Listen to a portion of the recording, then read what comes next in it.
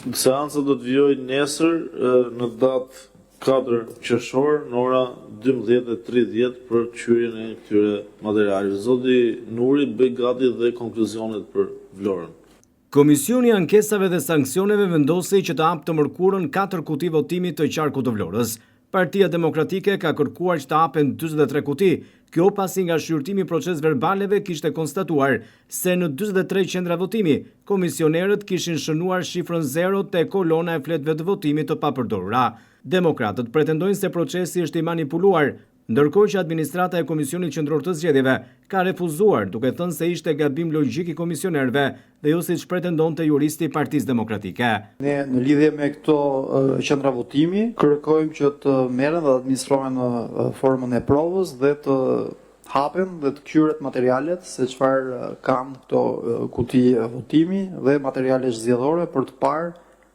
nga vjen kjo anomali që raportimet janë me 0 për fletët e papërdorura, që logjikisht i bie që kanë përdorur 100% fletëve, përderisa s'pas ka të papërdorura, që ndoshta nuk do të jetë e saktë as kjo si hipotezë, ndaj ne jemi pal këtu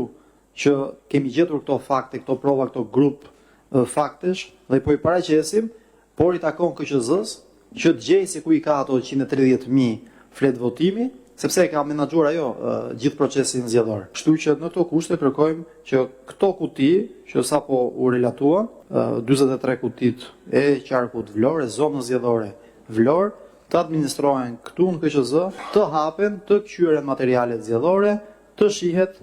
se çfarë ka ndodhur me këto. E me gjithë këtyre pretendimeve, KAS bëri me dije vendimin që u mor me shumicë votash për hapjen e vetëm 4 kutive. Vendosi rrëzimin e kërkesës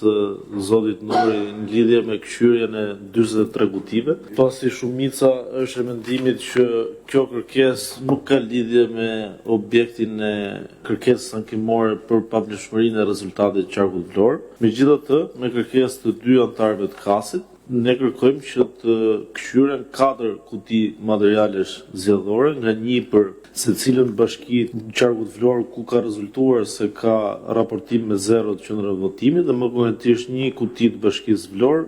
një kuti të bashkisë Telenicë, një të Sarandës dhe një të Finiqit. Më pas, përfaqësuesi i Partisë Demokratike ka bërë edhe për zgjedhjen e 4 kutive të votimit në qarkun e Vlorës që do të hapen ditën e mërkurë. Kam përzgjedhur kutin e qendrës votimit 45-15 fraksion 00 për bashkinë e Vlorës, qendrën e votimit 45-28 fraksion 00 në bashkinë Selenicë, qendrën e votimit 46-64 fraksion 01 në Sarandë, pra 46-64 fraksion 01 në Sarandë, dhe e fundit në Finiq, qendra votimit 47-15 fraksion 00. KAS rrëzoi kështu kërkesën e demokratëve për të hapur 43 kuti votimi në Vlorë, ku ishte deklaruar 0 flet votimi e papërdorur. Partia Demokratike pretendon se në të gjithë vendin mungojnë 130.000 flet votimi të papërdorura. Nga ana tjetër, Komisioni i Ankimeve dhe Sanksioneve hapi gjatë kësaj të marte kuti numër 4494 të KZAZ-s 85 në Vlorë, pas kërkesës ankimore të koalicionit Nisma Shqipëria Bëhet,